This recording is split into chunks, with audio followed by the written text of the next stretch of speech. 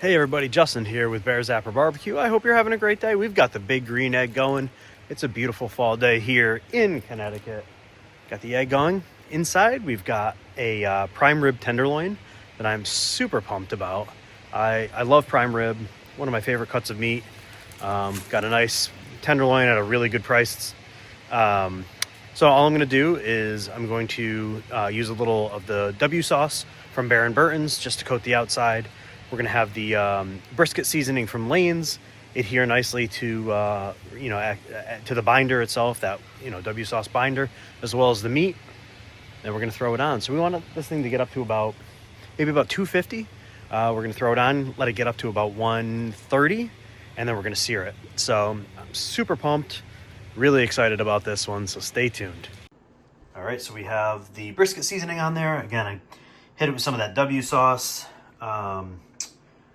As a binder, we're just going to let this bad boy just rest for a little bit before throwing it on.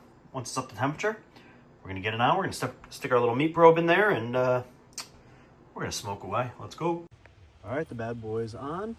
We're up to 250. Let's close her down. Let's cook away. All right, the steak came off. The tenderloin came off, rather. Took the convector off over here.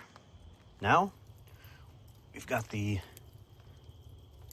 grate right back on to direct heat, and we're going to sear the rest of the tenderloin. All right, got the tenderloin back on the fire. Yes, let's go.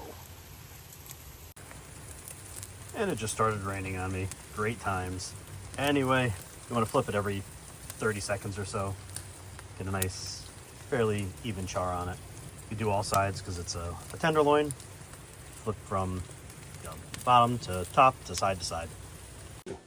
All right, so we sliced it up real nice. We have ourselves our awesome tenderloin. Look at that, pulls right apart. Extremely tender. And oh, so tasty. So good.